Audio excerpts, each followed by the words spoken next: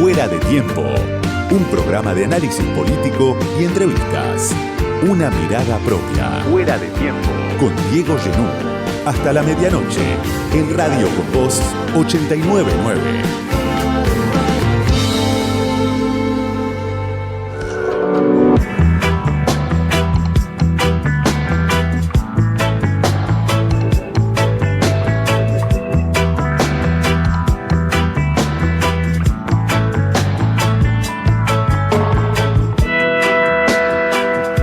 Al final del larguísimo, extenuante, costoso por la inestabilidad que trajo asociada, al final del interminable calendario electoral de 2023 estaba Javier Milei esperando como presidente electo de los argentinos. Y claro, hay mucho que se dijo, que se escribió, que se va a decir y se va a escribir, porque estamos ante lo que puede ser una novedad histórica que ya tiene resonancias globales. Lo vemos a Trump festejando orgulloso de que un discípulo suyo haya ganado las elecciones en el sur del mundo. Y es Javier Milei, el nuevo presidente, un exponente del mesianismo del mercado, plebiscitado en las urnas con más de 14 millones de votos. Algo que, si uno mira la realidad que viene viviendo la Argentina en los últimos 4 o 8 años, no tendría por qué sorprender. Ahora, cuando uno lo ve a Milei, claro, genera sorpresa que alguien de la nada, desde los estudios de televisión, haya llegado a ser el ganador de una elección, la más importante de los últimos 20 años, contra un bloque de fuerzas muy amplio, muy heterogéneo, que se reunió detrás de la candidatura de Sergio Massa. Si uno retrocede en el tiempo y recuerda cómo fue 2019, está claro que de la unidad hasta que duela, ese eslogan exitoso del volver mejores, del frente de todos, una vez en el poder, la unidad hasta que duela, le dio legitimidad ahora a la aparición, la irrupción, el ascenso al poder de un economista de ultraderecha que propone el ajuste hasta que duela. Y eso tiene el aval social, la anuencia social, el apoyo social mayoritario en la Argentina, muy mayoritario porque fue casi una paliza la de Milei a Massa, cuando pocos lo esperaban, o casi nadie lo esperaba. ¿Cómo fue posible? Más de 11 puntos de distancia, el rechazo al peronismo en el poder, el rechazo al progresismo, por parte de una sociedad que también lo dijimos cuando Massa tuvo esa impresionante remontada el 22 de octubre, una sociedad compleja, contradictoria, cambiante, que va y viene desesperada, buscando una salvación. Esa sociedad, la sociedad argentina, le dio prioridad en estas elecciones del 19 de noviembre a la realidad efectiva, a la realidad que vive la mayor parte de la sociedad. Y le respondió con una patada en la garganta a las disyuntivas que el gobierno, Sergio Massa, el peronismo, las fuerzas que se nuclearon en torno a su candidatura, habían planteado con eficacia el 22 de octubre. Esta sociedad que se expresó el 19 de noviembre le respondió con una patada en la garganta a la disyuntiva democracia versus autoritarismo, Estado versus mercado. Lo eligieron a Milei de todas maneras y es bastante transparente la propuesta de Milei, la sociedad a la que quiere llegar Milei, el rol abrumador que le pretende dar al Estado,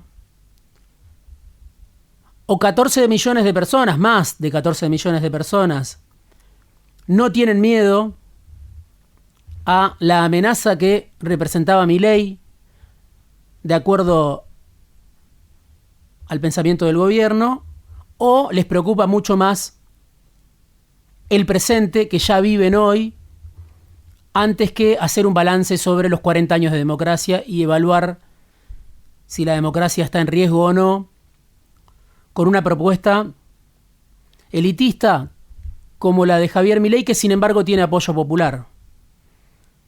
¿Cómo fue posible? Se pueden escribir libros, pero tenemos elementos sobre la mesa que era difícil ignorar. En este espacio fue una constante de los últimos años el repaso de los indicadores que el propio INDEC dio a difusión de manera puntual y que son el peor veredicto para el propio gobierno de lo que era el Frente de Todos, la inflación descontrolada, los pesos que se derriten en el bolsillo, la brecha cambiaria que genera el deporte nacional, según la vicepresidenta, tomando palabras del economista fallecido Miguel Bain, de robarle los dólares al Banco Central, la precariedad, el aumento de la pobreza, el aumento de la desigualdad. Y en ese contexto, el doble discurso de la política, el divorcio del gobierno con la agenda de millones de personas, del gobierno de la unidad peronista, del gobierno que expresaba las distintas formas de progresismo con la realidad efectiva de millones de personas. Doble discurso, divorcio con la realidad de cada día.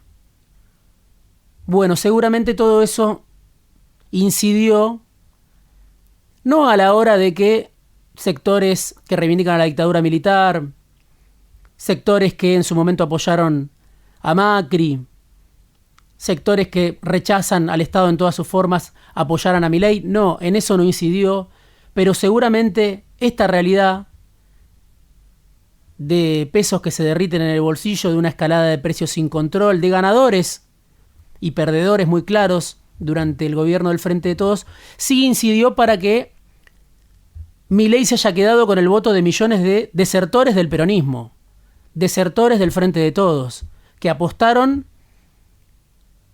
a otro tipo de gobierno cuando quisieron dejar atrás a Macri y fueron a votar a Alberto Fernández, a Cristina Fernández de Kirchner. Ya el peronismo había regresado, gracias al desastre de Macri en el poder, sin ninguna autocrítica. Había regresado el peronismo al poder en 2019, bajo el eslogan de volver mejores, de la unidad hasta que duela. Ahora, en una situación todavía más compleja, es la derecha la que vuelve al poder sin ninguna autocrítica. La autocrítica de Macri es conocida y la propuesta de Macri es conocida, hacer lo mismo pero más rápido. Los sectores que lo llevaron al poder a Macri, al menos una parte de esos sectores, ahora apuestan por Milei. Y Milei, claro, es un personaje diferente, un outsider, un economista de ultraderecha que nació en los estudios de televisión, pero conectó con el conurbano, con el Gran Buenos Aires, con los conurbanos de todo el país. Un economista de ultraderecha que usó una banda de sonido antimenemista, una estética antimenemista, para reivindicar a Menem y a Cavallo, que se popularizó en TikTok, pero llegó a todos los rincones del país. Por eso Milei es distinto a todo lo que vimos como personaje político, que es aclamado incluso por sectores precarizados de la juventud trabajadora argentina. Hay, como lo decía, un sinfín de razones para tratar de entender por qué Milei fue plebiscitado pese a o con las propuestas que hizo en la campaña.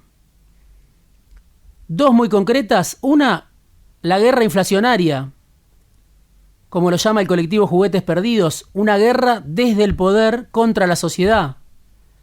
Una inflación que se descontroló, que cuando Cristina se fuera de 25-30%, que cuando Macri se fuera de 53%, y que ahora es de 140%, pero no sabemos en cuánto termina el gobierno del Frente de Todos.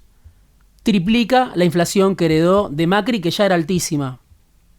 Eso que obviamente tiene un efecto radioactivo en los cuerpos de millones de personas, es una de las grandes razones que aparezca hoy como Salvador alguien que reivindica la convertibilidad, que reivindica a Cavallo, que trae de regreso a muchos de los economistas que fueron parte de ese experimento.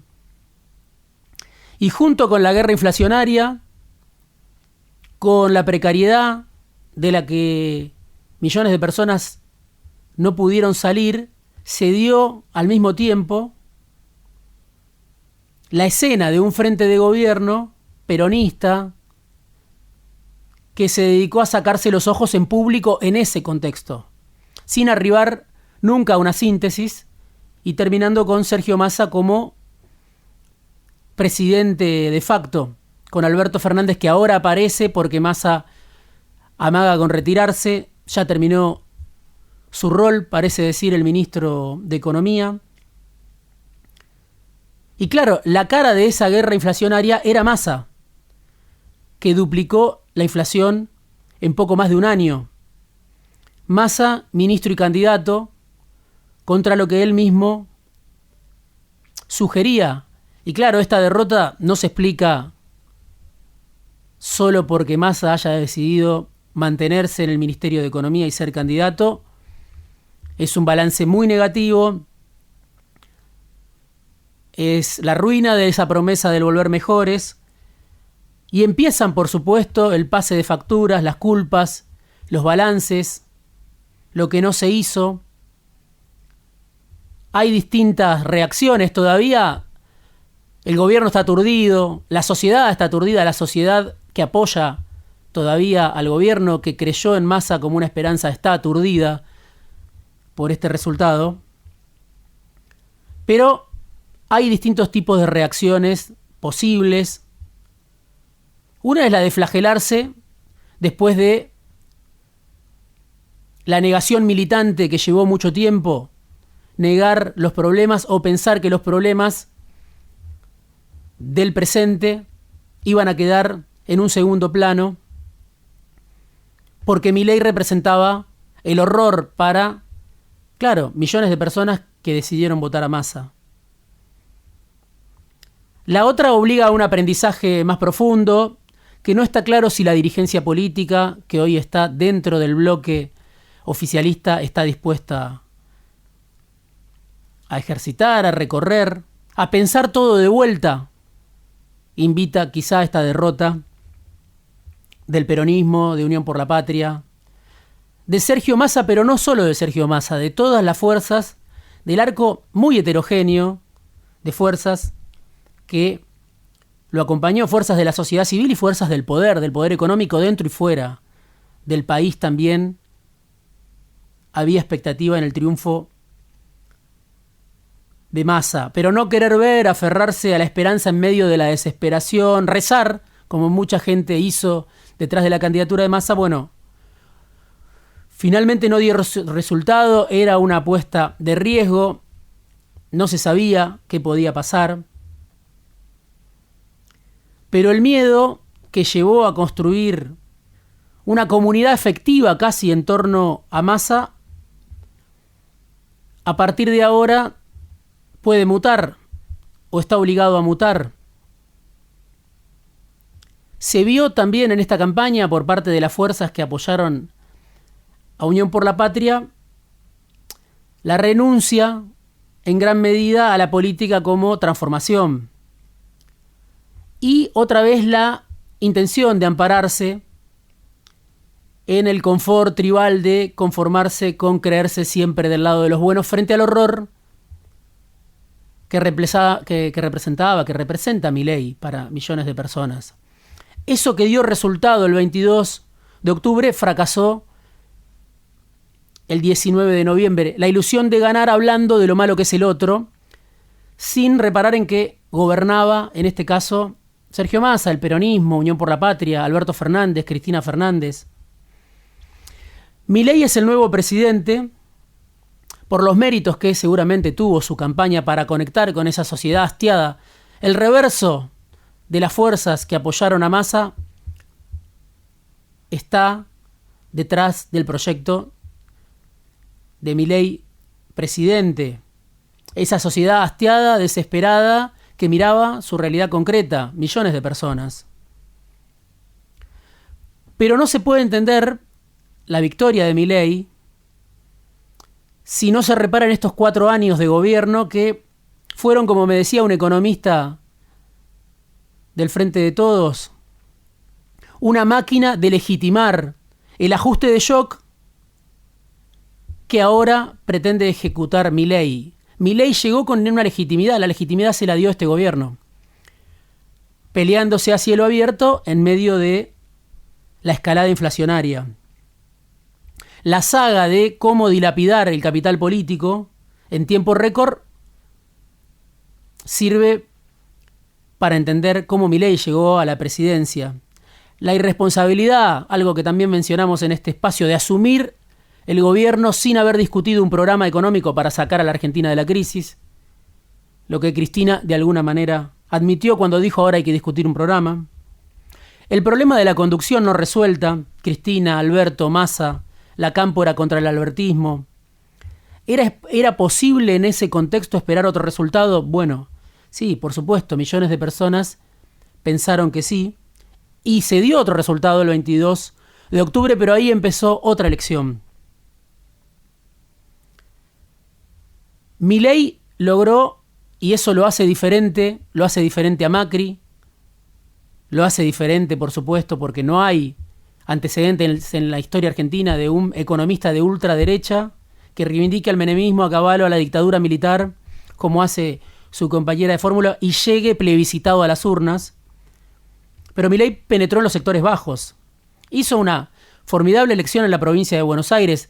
Ganó Unión por la Patria por muy poco, por nada, en provincia de Buenos Aires, el bastión histórico del kirchnerismo, del peronismo.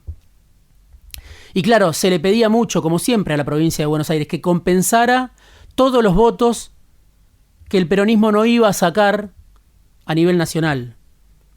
La provincia de Buenos Aires, donde Kicillof fue reelecto por amplio margen, debía jugar otra vez y compensar la diferencia abismal que le sacó el bloque que se ordenó detrás de Milei al bloque que se ordenó detrás de Massa.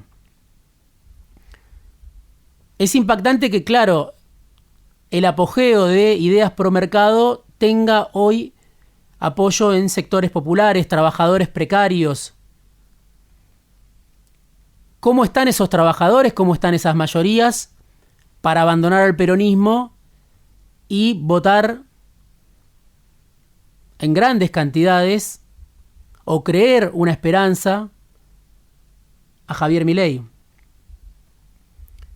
¿Cómo está la democracia? ¿Qué representa la democracia para esos sectores? ¿Qué representa el Estado? ¿Qué representa la política para millones de personas? Y no estamos hablando solamente de sectores de clase media alta que le dieron en su momento la victoria a Macri. Estamos hablando de un plus que tiene Milei en los sectores bajos y lo hace diferente. Milei superó por casi 3 millones de votos en todo el país a Massa, 14,3 millones de votos. Y en provincias como Córdoba, como Santa Fe, como Entre Ríos, como Corrientes, como la ciudad de Buenos Aires, como la propia provincia de Buenos Aires, Milei creció entre el 22 de octubre y el 19 de noviembre entre un 90 y un 180% en estos territorios. Leía un informe de Pablo Salinas, que estuvo invitado acá al programa.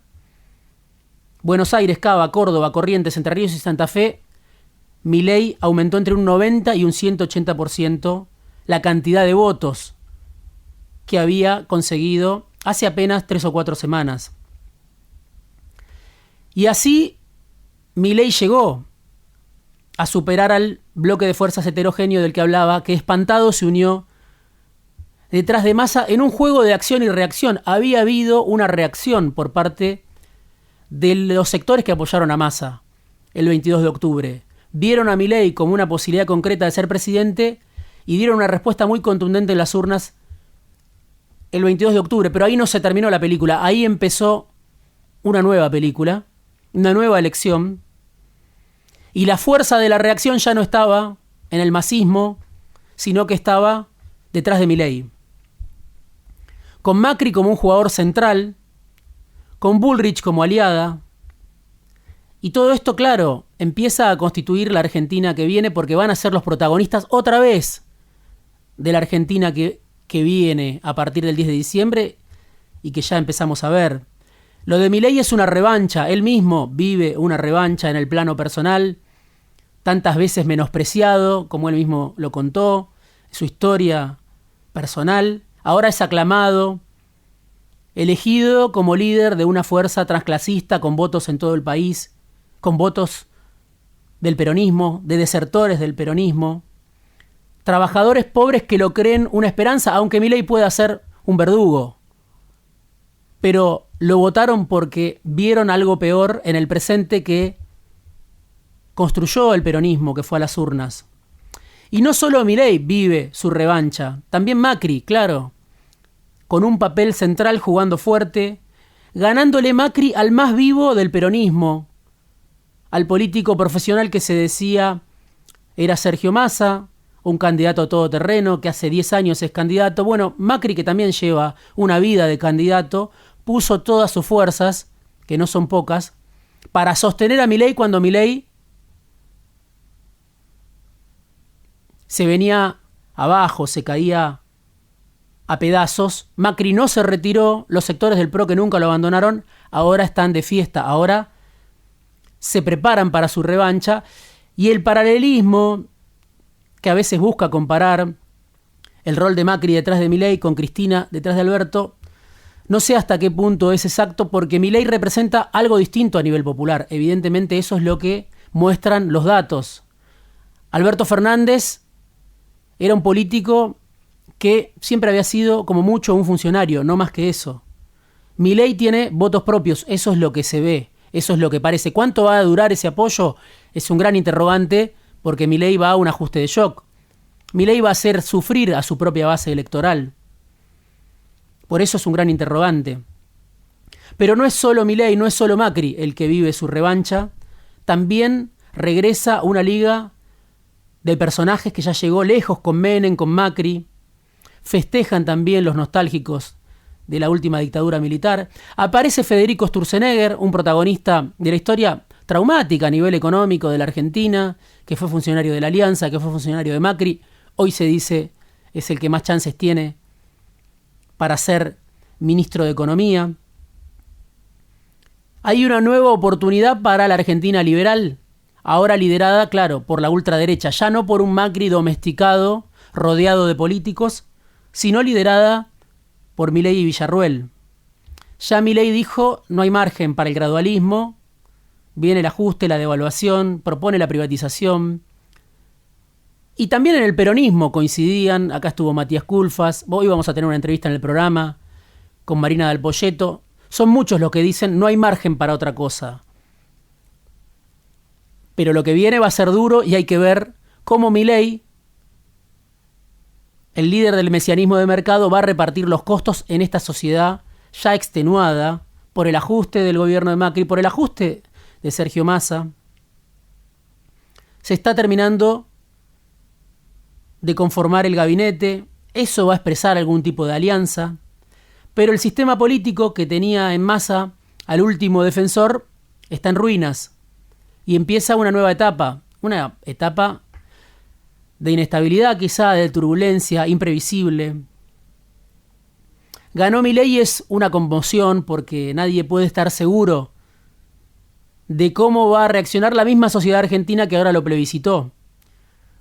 Cuando Milei comience a gobernar, cuando empiece a lastimar, a dañar a su propio electorado con su programa de gobierno, prometiendo un futuro mejor en el mediano plazo.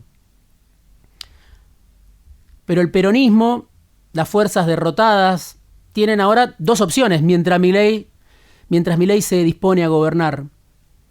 Enfrentar a Milei otra vez, por supuesto, apostar a su fracaso, o tratar esta vez sí de encontrar una salida distinta. No se ve, por lo menos en el peronismo, ni liderazgo, ni autocrítica, ni vocación siquiera de pensar la relación entre política y economía. Claro, todavía la política está aturdida, todavía la sociedad está aturdida, pero es la tarea pendiente para los derrotados de hoy. La expresión de ese divorcio entre la política y la economía, que marcó el fracaso del macrismo, pero también el fracaso del Frente de Todos, la expresión más clara de ese divorcio entre política y economía está en Massa. Un gran candidato y un pésimo ministro. Hacia adelante habrá que ver quién se pone a pensar desde la política una alternativa que reconcilia a la política y a la economía, a la política y a la sociedad. Ganó Milei, es el presidente electo de la Argentina. No parece lo más aconsejable intentar otra vez tapar el sol con las manos y tal vez ahora sí haya que pensar todo de nuevo. Fuera de tiempo. Diego Genú. Radio con Voz.